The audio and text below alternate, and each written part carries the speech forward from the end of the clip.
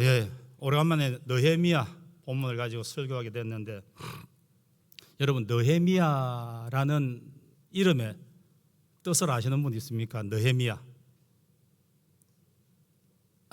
하나님은 위로하신다. 오늘 우리에게 꼭 필요한 이름인 것 같습니다. 그러니까 아버지가 아들을 부를 때 느헤미야야 이렇게 부르면 뭐라고요? 하나님께서 우리를 위로하신다. 또 남편이 아내에게, 그러니까 아내가 남편을 부를 때 느헤미야 이렇게 말할 때 뭐라고요? 하나님께서 우리를 위로하신다. 오늘 우리나라 위에 하나님의 위로가 많이 필요한 것 같습니다. 이 시대에도 하나님의 위로가 필요한 시대였습니다. 왜요? 포로 생활할 때거든요.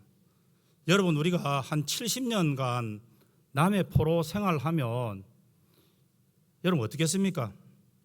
우리 대한민국도 일제 치하에서 한 35년 그렇게 주권을 잃고 포로된 생활을 했죠. 수많은 정말로 힘든 어려운 일들을 겪었습니다. 주권이 없기 때문에 우리가 할 수 있는 일들은 아무것도 없었습니다. 그냥 사람이 짐짝 취급도 당하고 사람 알기를 정말 우습게 알게 되는 것이 포로 생활입니다. 그 생활을 70년 했습니다. 그럴 때 그의 아버지 이름은요, 그의 아버지 하가랴의 아들 그랬습니다. 이 아버지가 그 아들의 이름을 지을 때 느헤미야. 그러니까 정말 힘들고 어려운 시대에 너를 볼 때 하나님의 위로가 느껴질 수 있도록, 너와 함께하는 모든 자들이 너의 이름을 부를 때마다 하나님의 위로를 느낄 수 있도록 그의 이름을 그렇게 지어주신 겁니다. 참 은혜스럽죠. 느헤미야, 하나님의 위로. 저도 한 주간 정말 하나님의 위로가 필요했습니다. 답답한 문제들, 내가 해결하지 못하는 문제들, 하나님밖에 나갈 수밖에 없는 문제들이 제법 있었습니다. 그런데요, 하나님께서 우리 심령에다가 주시는 은혜를 참 표현하기 힘들지만 그 은혜가 어느 순간에 밀려 들어오더라고요. 그래서 늘 이게 조금 찡그러졌던 인상들이 펴지기 시작했습니다. 여러분, 우리 얼굴에 좀 책임을 지는 나이가 되지 않았습니까? 얼굴을 한 번씩 좀 보고 우리 좀 웃읍시다. 뭐 그래 심각하십니까? 좀 웃고 할렐루야 칭찬하고 기뻐하고 위로하고 당신 때문에 기쁩니다. 함께 하니까 뭐 별로 도움이 안 된 것 같습니다. 이런 말 하지 말고 당신 때문에 행복합니다. 아멘. 당신이 있어서 기쁩니다. 정말 그게 필요한 것 같아요. 내가 내 자신을 부정하면요, 아무도 나를 도울 수가 없더라고요. 그런데 내가 하나님의 자녀임을 깨닫고 내 안에서 하나님의 구원의 감격, 그거 여러분 억지로 해가지고 나옵니까? 저도 조금 살아보니까 느끼는 거 있습니다. 이스라엘 백성들이 홍해 앞에서요, 죽었다 할 때 하나님이 홍해를 가르고 그 홍해를 마른 땅으로 건너게 했잖아요. 찬송하고 기뻐하고 감사하고 뭐 어쩔 줄 몰랐는데 며칠 간다고 3일 지나서 원망하고 불평하더란 겁니다. 날마다 내 속에서 구원의 감격이 넘치면 좋겠지만 그렇게 안 되더라고요.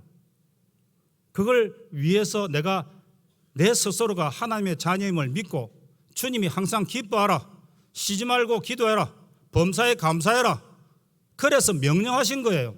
아멘. 그것이 이루어질 때 내 안에서 기쁨의 단초가 생기기 시작하는 겁니다. 아무리 둘러봐도 여기 설 수 없는 그런 사람들, 저만 그렇다 생각합시다. 그런 사람이 하나님의 말씀을, 여러분 성경 들고 길에 나간다는 것이 얼마나 기쁜가. 어릴 때부터 예수 믿는 사람 잘 모릅니다. 그러나 30대 후반까지요, 마음대로 살다가 어느 날 예수 믿었다고 이거 들고 나가 끼고 주일날 교회 갈 수 있습니까? 근데 이거 끼고 교회 간 그날이 진짜 기뻤습니다. 부끄럽지 않았기 때문에. 인생을 돌아볼 때 부끄러움 투성이었지만 그 인생을 가려주시고 어렵다 해주신 하나님 때문에 내가 이걸 들고 교회 갈 수 있게 된 거예요. 사람들 앞에서 나는 예수 믿는 사람이라고 말할 수 있게 된 겁니다. 오늘 그런 은혜가 넘치시기를 예수님 이름으로 축복합니다. 여러분, 설교, 성경 말씀 다 있잖아요. 진짜 필요한 것이 무엇이 있습니까? 우리한테 진짜 필요한 것이 무엇이 있습니까?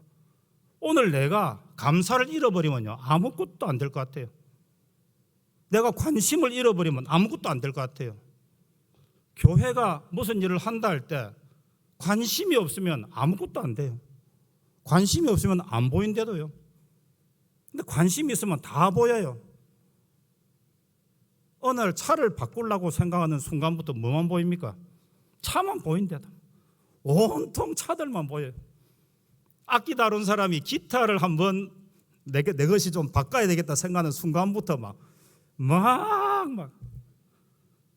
온 천지 다 뒤집어오고. 기타는 못 치지만 옛날에 저 어릴 때는 우리 고등학교 때 막 런닝구 하나 있고 뭐 이렇게 나무 밑에 배짱이처럼 앉아가지고 기타만 치던 친구들이 있었거든요. 배짱 하면서. 그때 들었던 이름이 지미 핸드릭스 뭐 이런 막 예술 같은 분들. 그런데 그런 분들이 가지고 있던 기타 한번 소유하는 것 한번 치보는 게 소원이 되죠.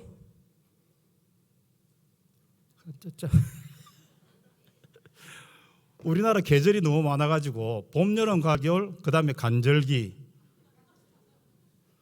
대한민국만큼 옷 많은 나라 없습니다. 목사님 말씀하셨듯이 옷장마다. 그런데도 날씨가 조금 바뀌면 옷 없다 그러잖아요. 맞죠? 그때부터 뭐 봅니까? 옷 구경한데도 옷. 요새 누구는 탈모가 심해가지고 갑자기 탈모 샴푸에 지금 머리가 꽂혀가지고 그것만 보이는 거예요. 어디서 하여튼 제가 생각해도 여러분 탈모 이거 해결하는 사람은 전 세계 제일 부자 되어 봅니다. 안 되겠습니까?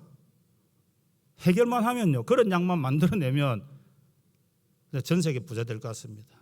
여러분, 관심이 곧 사명이고 사명이 있으면 자발적이 되고 자발적이 될 때 능력이 나타나는 겁니다. 교회가 뭔 일을 한번 하자 이러면요, 관심을 가져야 되는 거예요.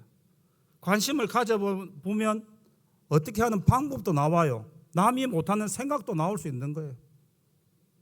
오늘 느헤미야는요, 이스라엘에서 난 사람이 아닙니다. 다시 말해서 바벨론으로 끌려와가지고 한 90년 뒤에 났기 때문에 90년이 지났기 때문에 아버지가 끌려와서 거기서 난 자식이에요. 그런데 여러분, 이 사람이 자기 동생이 예루살렘을 갔다 왔습니다. 갔다 오니까 동생 보고 묻는 거예요. 지금 예루살렘의 형편이 어떻는가 하고 물어보니까 성문들은 다 불타버리고 성은 다 무너져 버렸다는 거예요. 그런데 그 말을 듣고 이 느헤미야는 남자입니다. 여자 아닙니다. 남자가 앉아서 울고, 여러분 남자들 앉아서 우는 거 봤습니까? 여자분들은 좀 그래 봤는 것 같은데 남자 앉아서 잘 안 웁니다. 그냥 이렇게 한번 하고 말지 아니면 아무도 없는 데 가가지고 그지? 바다 깊숙이 들어가가지고 혼자서 울고 나와야지 그게 남자 아닙니까? 맞지? 그런데 어째 말하면 자기하고 전혀 관계없는 이야기입니다. 예루살렘은요, 내가 지금은 대한민국에서 살기 때문에 대한민국 문제가 내 문제 같지만 저도 서울에 살 때는요, 포항에서 지진 났는데 무슨 생각인 줄 아십니까? 서울은 까딱 없구나. 포항에서 무너지고 사람이 다쳤다 이래도 서울은 걱정 없다. 같은 대한민국 살아도 그 생각 했대도요. 부산에서 태풍 불어서 막 셀마가 오고 막 매미가 불고 다 뭐 잘못됐다 해도 서울은 시내는 그런 태풍 안 불거든요. 아무 뭐 생각 없는 거예요. 관심이 안 가더라도요. 그런데 이 느헤미야는요, 한 번도 가보지 않은 예루살렘, 거기에 성이 무너지고 성문이 다 탔다, 사람들이 능욕을 받고 막 비참하다, 이 소리 듣고 그거 앉아서 그냥 퍼질고 남자가 우는 거예요.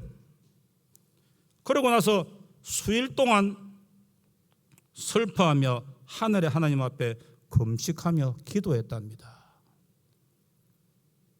여러분, 이게 그냥 가능한 거 아니래도요, 당장 내가 그랬잖아요. 서울만 살아도 포항에서 지진 나는 거 별로 관계없다 하는 이런데 전혀 가보지도 않고 아버지로부터 들었던, 자기 나라라고만 들었던 그 나라에 있는 일 가지고 어떻게 이가 울고 금식하고 기도할 수 있겠습니까? 그게요, 관심이고 사랑이고 아버지의 교육입니다. 여기서 꼭 하고 싶은 이야기는요, 그 나라에 대한 이야기는요, 아버지, 부모님이 해준 거예요. 네가 돌아가야 될 곳은 여기가 아니고 예루살렘이라는 거예요. 하나님의 집, 하나님의 도성이라는 거예요. 그곳에 네가 가야 되는데 어릴 때부터 철저하게 그렇게 신앙교육을 시켜준 거예요. 네가 살 곳은 여기가 아니다. 오늘 우리 성도들 그런 거 아닙니까? 우리는 이 땅에 너무 관심 있는 거 아닙니까? 너무 육적인 것에 다 세상에 팔려가지고 죽으면 하나도 못 가져갈 그것 가지고 막 다투고 있는 것 아닙니까? 명예를 가지고 갈 수 있습니까? 재물을 가지고 갈 수 있습니까? 미모를 가지고 갈 수 있습니까? 뭘 가지고 지금 천국 갈 겁니까? 그 나라에 갈 것은요, 오직 그리스도의 사랑과 믿음밖에 없대도요.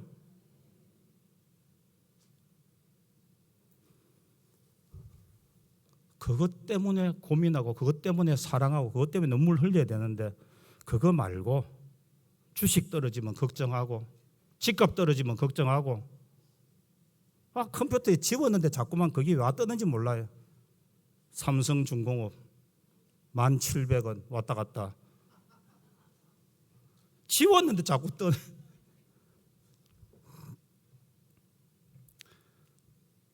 싹 느헤미야의 관심은요, 하나님의 나라, 하나님의 집에 있을 때도요. 그런데 그가 그 나라의 뭡니까? 술 맡은 관원장이 되었다 그랬잖아요. 여러분, 술 맡은 관원장이다, 왕의 술을 관장하는 사람이다 이러면 왕 옆에서 서빙하는 웨이터 같이 보입니까? 아니면 바텐 같이 보입니까? 술 서빙하는 사람 같이 보입니까? 그거 아니래도요. 그 당시 근동에는요, 물이 그렇게 먹으면 자주 이렇게 안 좋으니까 포도주를 일상적으로 먹는데 그날 그 시대의 왕들은 독살 당하는 경우가 많았습니다. 그래서 우리나라로 말하면 뭐죠? 기미상궁, 왕의 마지막 수라상을 점검하잖아요. 조금씩 먹다가 하면 죽으면 끝나고 다른 사람으로. 히틀러도 자기가 독살 당할까 봐 기미상궁을 뒀거든요. 마찬가지로 이 나라의 왕 앞에서 왕이 먹는 모든 음식을 체크하는 사람은요, 이 사람이 눈 한번 질끈 감으면 왕은 죽을 수밖에 없는 겁니다. 그만큼 믿을 만하고 신실하고 왕이 목숨을 맡길 만큼 신뢰가 있는 사람입니다. 여러분, 하나님의 자녀요, 우리는 시시하게 좀 되면 안 됩니다. 그냥 주 안에서 형통하다는 말이 뭡니까? 이 나라 최고의 권력까지 오른 것, 포로로 잡혀간 사람한테 기회가 올 수 있겠습니까? 여러분, 내가 정복한 나라의 그 자녀, 그 사람을 어떻게 내가 먹고 마시고 잠깐 저 사람이 잘못 생각하면 내가 독살당할 수 있는 그런 중요한 자리에 위치에까지 올리겠습니까? 그런데 왕이 그를 믿었거든요. 뭘 가지고 믿었겠습니까? 그의 삶이 그를 인정하겠죠. 할렐루야. 여러분, 우리 예수 믿는 사람은요, 주 안에서, 교회 안에서도 잘해야 되지만 밖에서도 더 잘해야 됩니다. 그런데 잘못하면요, 교회 안에서만 잘하려고 생각하는 것 같은데 그거 아닙니다. 교회 안에만큼 교회 바깥에서 더 인정받고 더 열심히 해야 됩니다. 주님이 어떻게 해주시겠지? 그러면 주님은요, 우리가 최선을 다한 뒤에, 할렐루야, 우리가 못하는 것 주님이 이렇게 해주시겠죠. 늘상 주님한테 맡긴다는데 내가 할 의무를 다 하지 않고 주님한테 맡기면 안 되는 겁니다. 내가 할 거는 최선을 다해야 됩니다. 옛날에 제가 했던 어디서 배우기는, 정말 하나님 일이니까 그랬겠죠. 옛날에는요, 신방 가야 되면 자녀가 너무 그거 하니까 다리에다가 줄 묶고 책상에다가 줄 묶고 짜장면 한 그릇 요 놔놓고 하면 온 방 안에 짜장면 만들어 놓고 막 얼굴에 다 붙이고 짜장면 붙이고, 그게 옛날에 주의 일이라고 했는데, 그래서 큰 애들이 잘 되면 좋은데 잘못되면 교회 짜리만, 교자만 이야기해도, 혹시 그렇게, 지금은 그렇게 안 하겠지만 옛날에는 좀 그랬습니다. 애 없고도 막 신방 땡기고 좋은 일이었지만 내가 할 수 있는 최선을 다한 다음에 하나님의 도우심이 거기서부터 시작된다. 할렐루야. 술 맡은 관원장의 때도요, 지금으로 말하는 대통령 비서실장을 넘어서는 자리입니다. 그리고 항상 같이 있어야 되니까, 뭘 먹어도 앞에서 조사를 해야 되니까 입만 무거운 것이 아니고 용모도 단정하고 위트도 있고, 그죠? 시사도 알아야 되고 여러 가지 문제에 대해서 다 박식한 사람이 되어야 되는 거예요. 그런 사람이 오늘 느헤미야였습니다. 그런 자리에 있는 사람이 오늘 예루살렘의 그 문제 가지고 자기의 모든 직을 걸 수 있을 만큼 그의 왕 앞에 나올 수 있는 용기, 그 용기 때문에 오늘 느헤미야, 이게 성경으로 들어온 겁니다. 여러분, 망하지 않을 것 같은 나라가 바벨론이었습니다. 바벨론. 그 나라는요, 신흥제국 페르시아한테 망해버립니다. 그리고 그 망한 페르시아의 고레스라는 왕이 이스라엘 모든 백성들은 다 고국으로 돌아가라는 고레스 칙령을 발표합니다.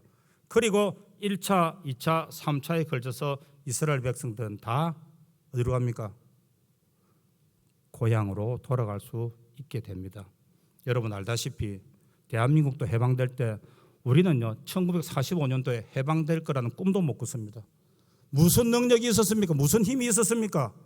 마찬가지로 이스라엘도 마찬가지였습니다. 스스로는요, 해방될 힘이 없는 그때 하나님의 전적인 은혜로 해방했습니다. 우리나라도 마찬가지입니다.